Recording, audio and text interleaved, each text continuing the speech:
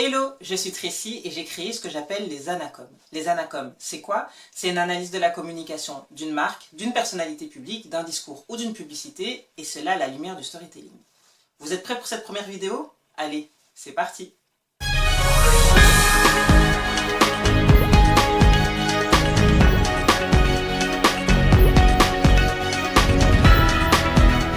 Fille, il rend à son tour hommage à Jeanne d'Arc, à sa façon.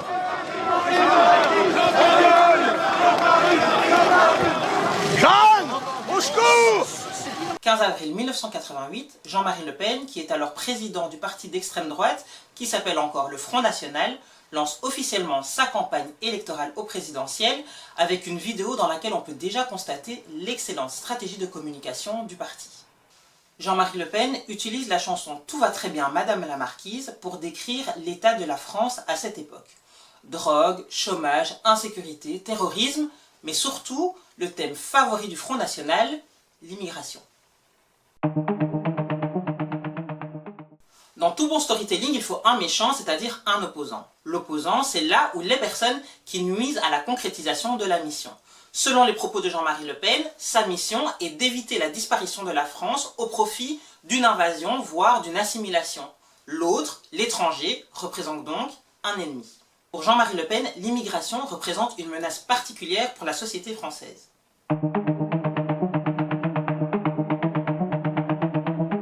En 2011, Marine Le Pen succède à son père à la tête du FN. Elle a apporté de nouveaux thèmes au foyer du Front National, comme l'économie ou la vision de l'État. Elle a rénové le vocabulaire et a apporté de la modernité en abordant certains thèmes, comme les valeurs républicaines ou encore le féminisme. Je vais réinstaurer là aussi dans la politique migratoire de la raison. C'est ce que je souhaite faire partout, en économie, dans la fiscalité, dans la politique migratoire, dans nos relations internationales aussi, parce qu'il faut qu'il y ait une cohérence, encore une fois, de la politique de la France avec sa politique internationale, sa diplomatie. Toutefois, les bases fondamentales du FN, c'est-à-dire leurs valeurs et leurs principes de base, ou encore leur structure, donc la manière dont les thèmes s'articulent pour créer une vision cohérente du monde, restent les mêmes qu'autrefois.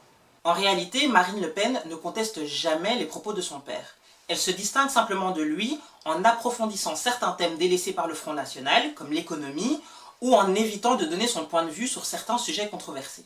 Vous êtes élu ou réélu, pour vous, changerez-vous les règles qui régissent le port des signes religieux dans l'espace public? Par exemple, une femme pourra-t-elle porter le voile dans la rue ou dans le métro où ce sera interdit? Vous avez la parole, Marine Le Pen. Non, mais d'abord, permettez-moi quand même d'essayer de sortir de sujets qui ont passionné les médias là, dans les derniers jours, mais qui ne sont qu'une partie d'un tout. Moi, ce que je souhaite faire, c'est lutter contre l'islamisme. Voilà, parce que contrairement à ce que vous dites, j'ai pas oublié qu'il y a du terrorisme, j'ai pas oublié qu'il y a des islamistes, j'ai pas oublié... Pas du tout que vous aviez oublié. Non, je vous dis, non, mais j'ai pas du tout oublié. Je pense que le risque terroriste est toujours extrêmement présent.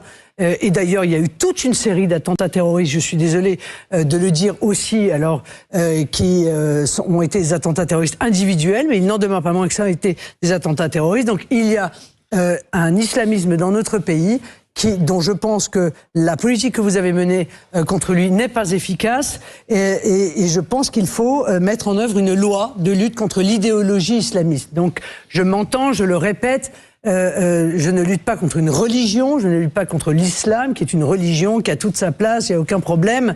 Je lutte contre l'idéologie islamiste, qui est une idéologie qui s'attaque au fondement de notre République, qui s'attaque à l'égalité homme-femme, qui s'attaque à la laïcité, qui s'attaque à la démocratie, qui s'attaque et qui cherche à imposer en réalité une loi religieuse qui s'appelle la charia. En ce qui concerne le reste, elle répète simplement le contenu des discours de son père, tout en rafraîchissant un petit peu le vocabulaire paternel. La différence entre Jean-Marie Le Pen et Marine Le Pen réside essentiellement dans le choix des mots.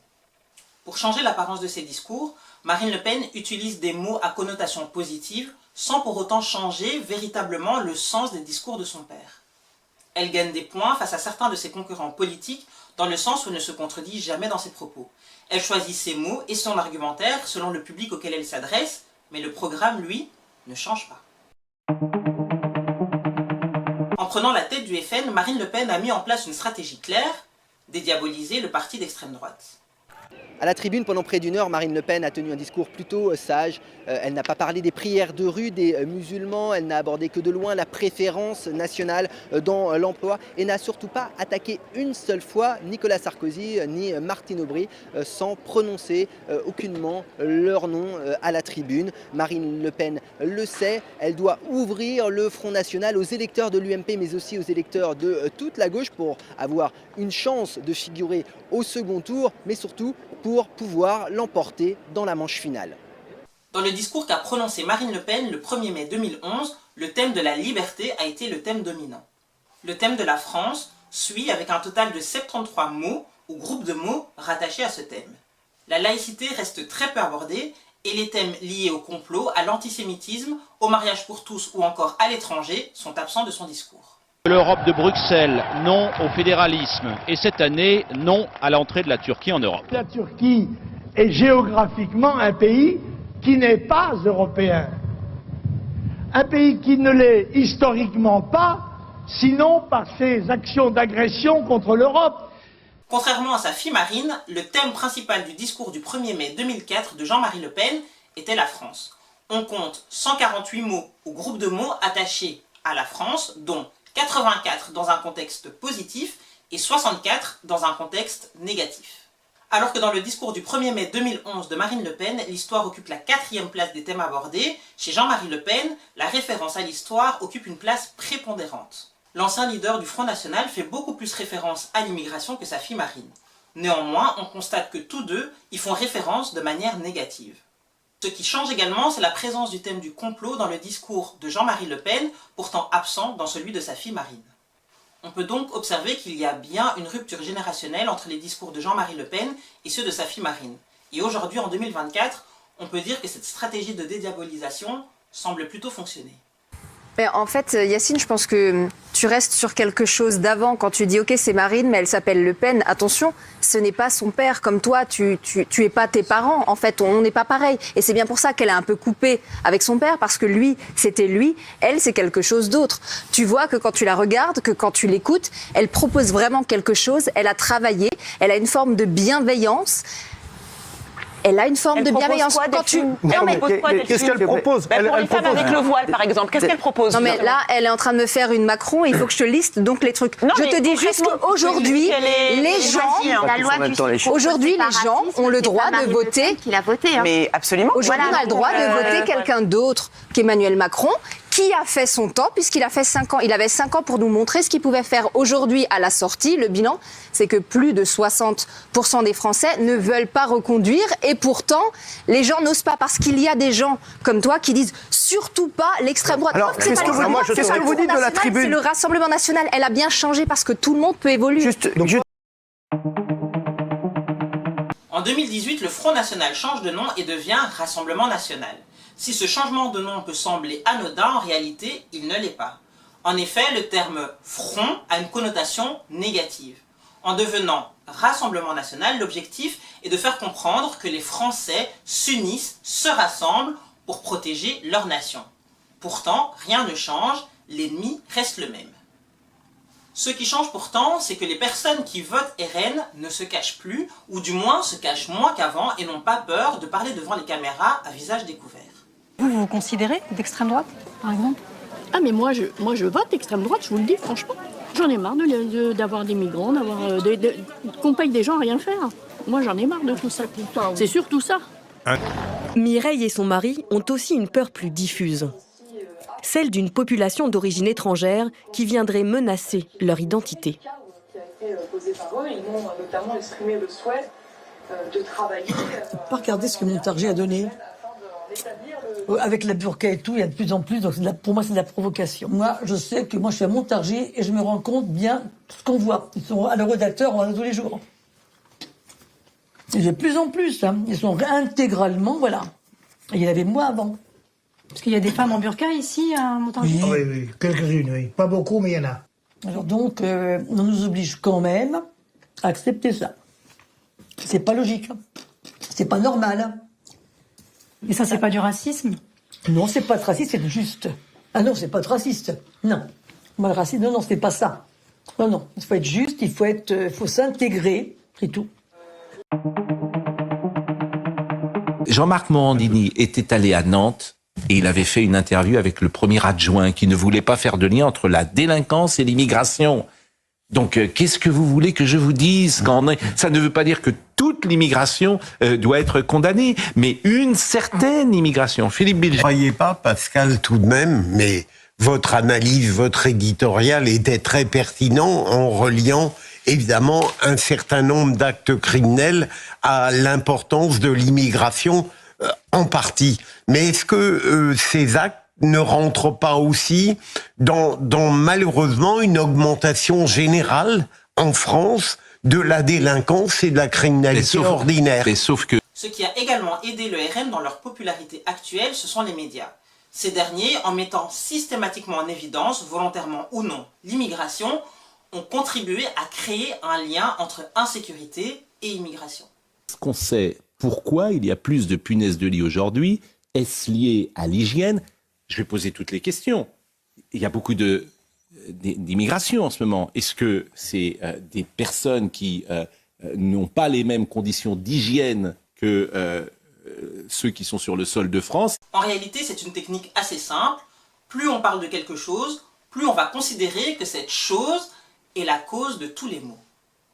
Bah, ça fait du bien que quelqu'un comme Maud Bréjon tienne ses propos, parce qu'on dit souvent que c'est raciste de dire qu'il y a un problème avec l'immigration, de dire que c'est toujours un problème d'insécurité, alors qu'en réalité c'est un simple constat. C'est les migrants, souvent, parce qu'ils sont dans une grande précarité, dans une situation de détresse, ont pour seule solution la délinquance. Donc il n'y a rien de raciste à ça, et je trouve ça très bien qu'elle l'ait dit, je suis d'accord avec elle, je trouve ça très franc et honnête comme propos. Voilà. En parlant systématiquement de l'origine des personnes qui ont commis des délits, par exemple, cela contribue à créer dans l'imaginaire collectif un lien entre insécurité, violence et immigration.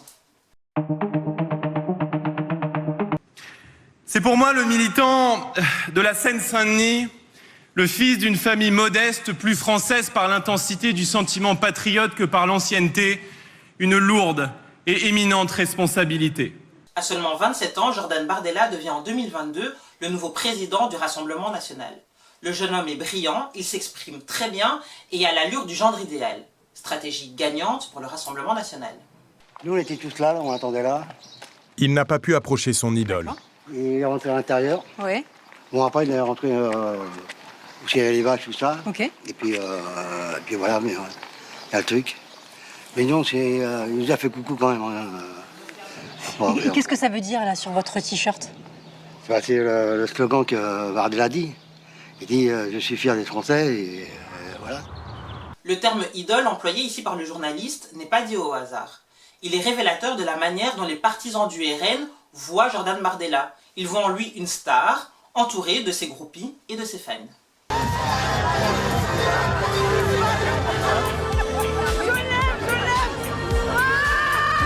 Jojo! Ah, c'est mon rêve, hein. Allez, je l'aime!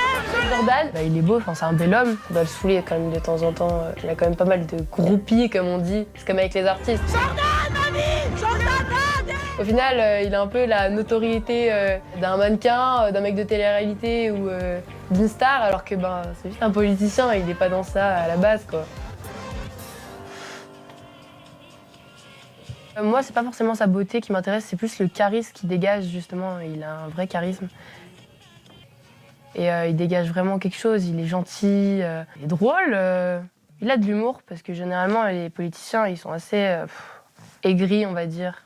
Donc, ouais, c'est sûr.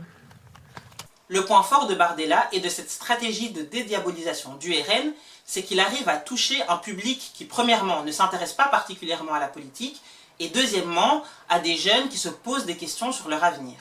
Mes chers amis, ici c'est Marseille, mais ici c'est la France!